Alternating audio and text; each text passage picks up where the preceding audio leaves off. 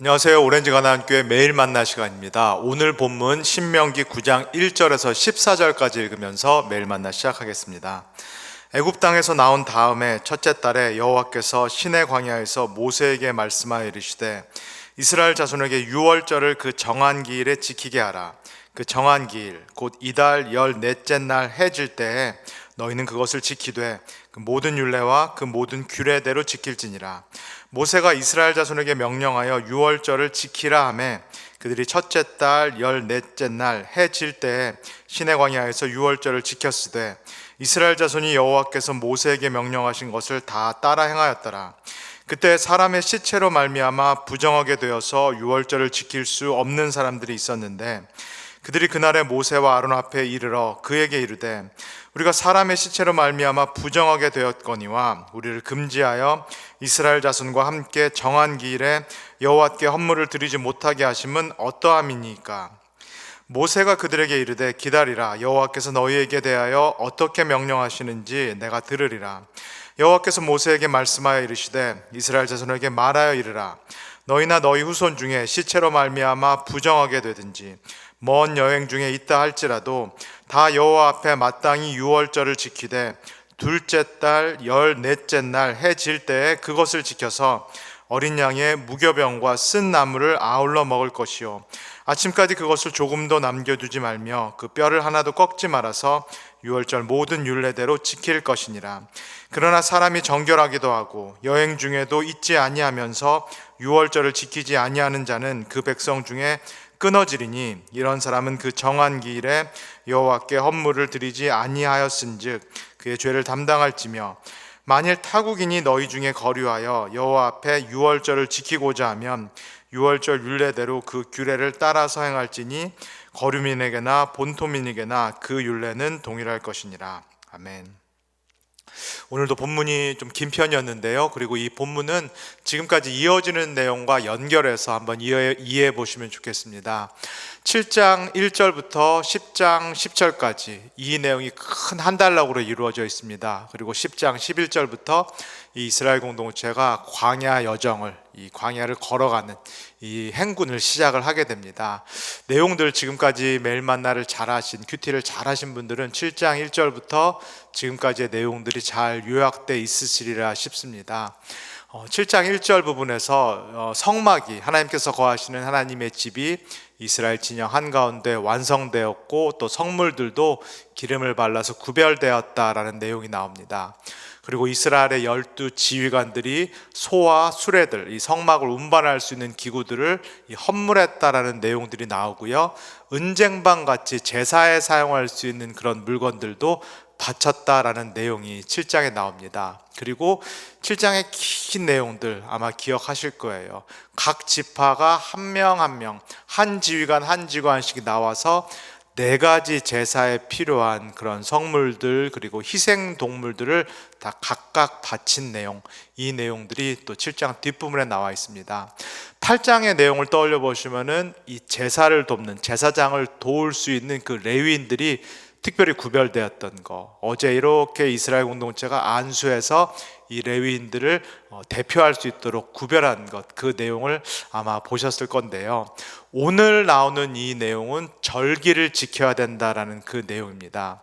민수기 뒷부분에 보시면은 민수기 28장 그리고 29장에 보면은 약속의 땅에 들어가서 지켜야 될 3가지 절기들에 대한 내용이 나옵니다.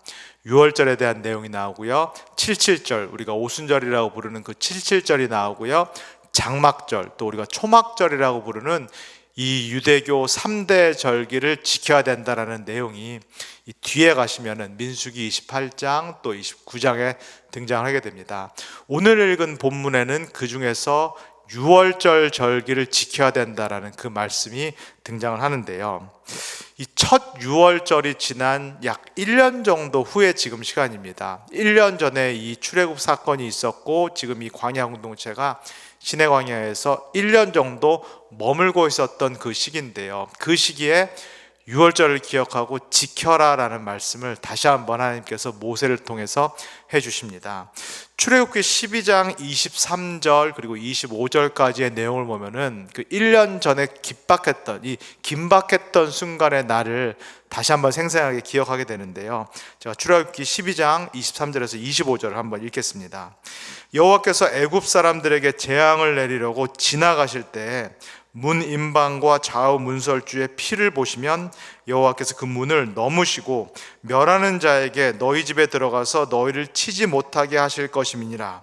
너희는 이 일을 규례로 삼아, 즉 절기로 삼으라는 얘기겠죠. 너희와 너희 자손이 영원히 지킬 것이니 너희는 여호와께서 허락하신 대로 너희에게 주시는 땅에 이를 때에 이 예식을 지킬 것이라. 만약에 광야 여정 가운데 유월절 만나게 되면은 이 절기를 지켜야 되고, 그리고 약속의 땅 가나안 땅에 실제로 들어가게 되면은 그곳에서는 계속해서 매년마다 이 절기를 지키라라는 그 명령, 이 명령이 민수기에 오늘 다시 나오고 있습니다. 이 유월절 절기를 지키는 것이 이 공동체에게는 왜 이렇게 중요할까요? 충분히 상상할 수 있겠는데요. 이 유월절 절기가 가리키고 있는, 기념하고 있는 출애굽이야말로 이스라엘 공동체의 가장 중요한 사건, 이 이스라엘 공동체의 근간이 되는, 이스라엘 공동체가 이 이스라엘이 되게 만든 사건이야말로 이 출애굽 사건, 유월절 사건이다라고 할 수 있겠습니다. 이 절기를 계속 지키는 것, 그리고 출애굽기 오늘 12장 제가 안 읽은 그 밑부분을 보면은 다음 세대에게 이 유월절 절기를 지키게 하고 가르치라라는 말씀이 나와 있습니다. 그래서 다음 세대가 이 절기가 무슨 의미냐라고 물어본다면은 옛 이야기를 해 주어라라는 그 내용이 나와 있습니다. 이 출애굽할 그 당시 애굽에서 고통당했던 그들의 조상을 하나님께서 정말로 놀라운 기적을 통해서 구원하셨다라는 이 이야기를 계속해서 다음 세대에게 들려주어라라는 그 내용이 출애굽기와 또 민수기에 나옵니다. 한번 우리 성도님께서 상상해 보시면 좋겠습니다. 이 공동체가 가나안 땅에 들어갑니다. 이 공동체와는 완전히 다른 민족들과 함께 살아갈 수밖에 없는 그 가나안 땅에 들어가는데요. 그 땅 한가운데서 이 공동체가 자신의 정체성을 지킬 수 있는 유일한 길은 무엇일까요? 이 유월절과 같은 절기를 지킴으로써 우리가 과연 누구고 어떻게 살아야 되는 것을 기억을 하게 되는데요. 마찬가지로 제가 매일 만나를 통해서 말씀을 드린 대로 이 모세오경이라는 것은 6세기 또는 5세기에 최종 편집이 됐습니다. 이 이야기는 바벨론 포로 시기를 마치고 다시 돌아오는 공동체에게도 이 유월절 절기는 너무나 중요한 절기였다라고 할 수 있겠습니다.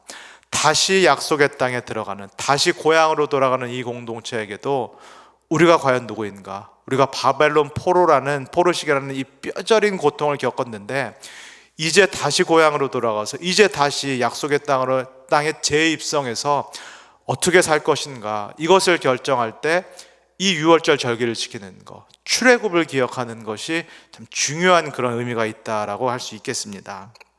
근데 민수기에서, 오늘 읽은 민수기에서는 이 출애굽기에 정확히 다루어지지 않은 조금 새로운 내용들이 추가되고 있는데요. 제가 9절에서 12절 한번 읽겠습니다. 여호와께서 모세에게 말씀하여 이르시되 이스라엘 자손에게 말하여 이르라. 너희나 너희 후손 중에 시체로 말미암아 부정하게 되든지 먼 여행 중에 있다 할지라도 다 여호와 앞에 마땅히 유월절을 지키되 둘째 날 달 14째 날 해 질 때 그것을 지켜서 어린 양의 무교병과 쓴 나물을 아울러 먹을 것이요. 지금 이 구절은 물론 광야 여정길에서 일어날 수 있는 어떤 그런 상황에 대한 예외 조항이다라고 할 수 있겠고요.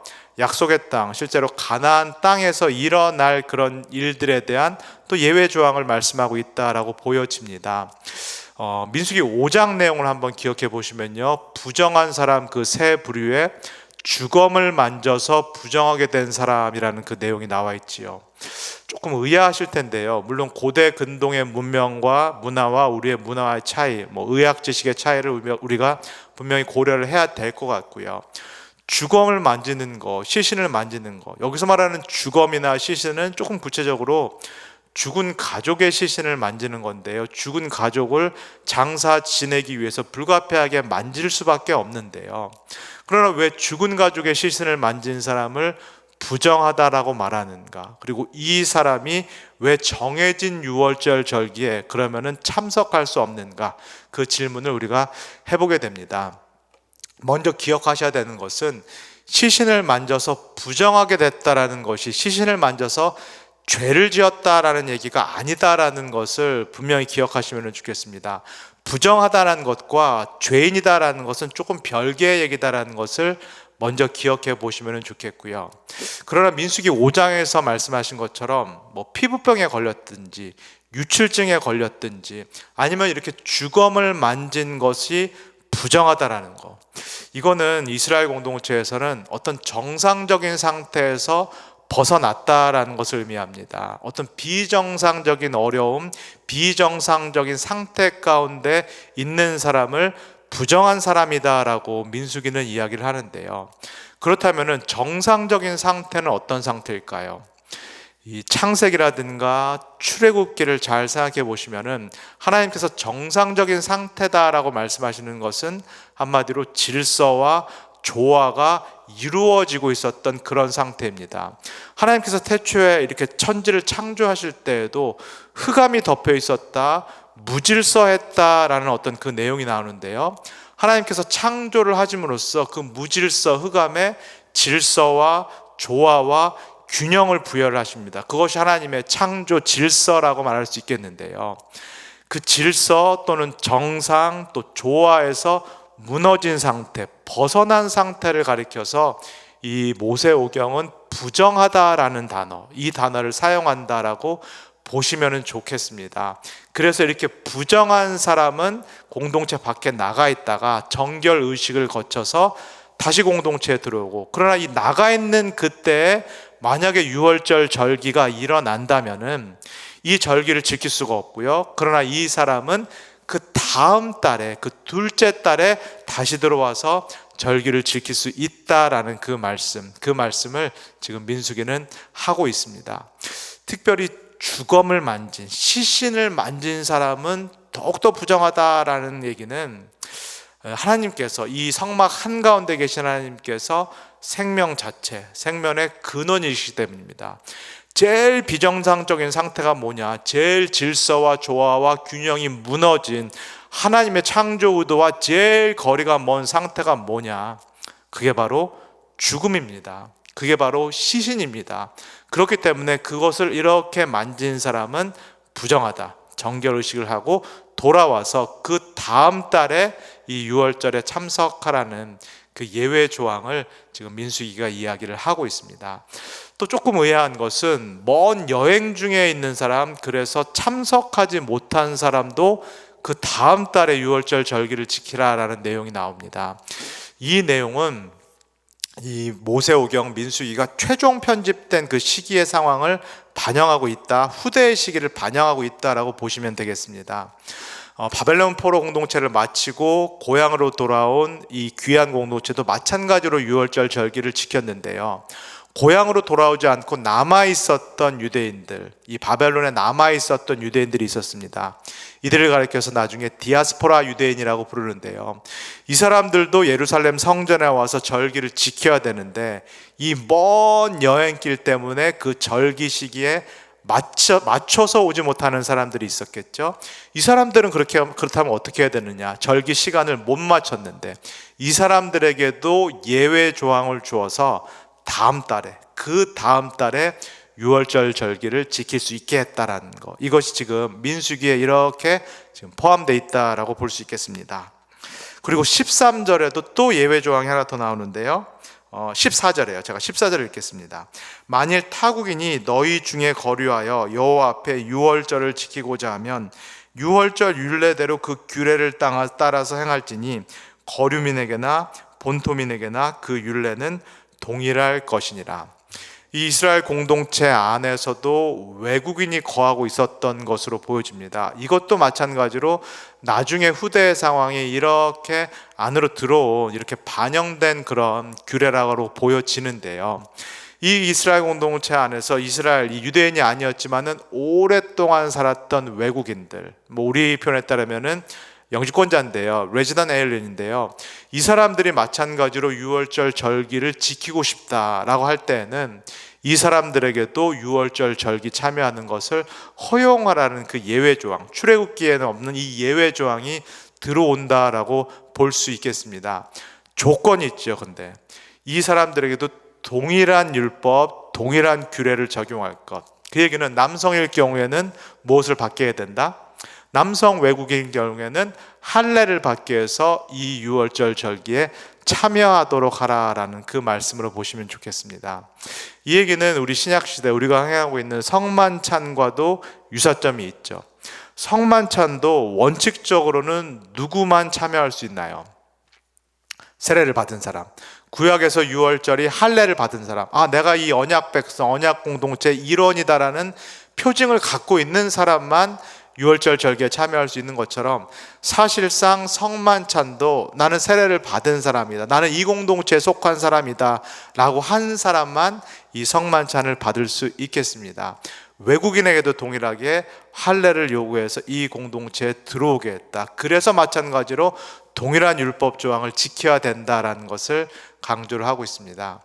이 내용을 기억하시면서, 이 내용은 사실은 이 가나안 땅에, 약속의 땅에서 들어가서 일어날 그 일들에 대한 내용이고요, 그리고 이 바벨론의 포로로 끌려가 있는 이 나중에 귀한 공동체의 그 상황을 우리가 생각을 해보게 되는데요, 그 안에서 어떻게 생활을 해야 되는가, 이 안에서 이 가나안 다른 족속들도 있는 이 상황에서 유월절 절기를 지킴으로써 이스라엘 공동체의 정체성 그리고 소명을 매년 재확인을 하게 됩니다.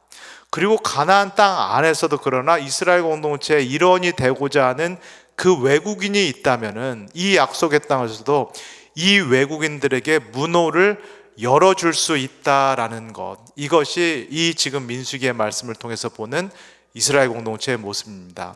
마찬가지로 바벨론의 포로로 끌려간 이 공동체에게도 동일한 상황인데요, 바벨론이라는 이 이방 제국에서 어떻게 이스라엘 공동체, 포로로 끌려온 이 사람들이 정체성과 소명을 지킬 수 있을까요? 성전도 없고요, 회당도 없는데요, 어떻게 지킬 수 있을까요? 딱 한 가지, 이런 방식으로 유월절 절기를 지키면서 이스라엘 공동체의 독특한 소명, 정체성을 유지를 합니다. 동시에 그러나 이 공동체에 들어오고자 하는 외국인이 있다면은 문호를 이런 방식으로 여는, 그래서 이 공동체는 구별된 공동체이자 그러나 배타적이거나 닫힌 공동체가 아니었다라는 것, 이것을 민수기가 오늘 우리에게 보여주고 있습니다.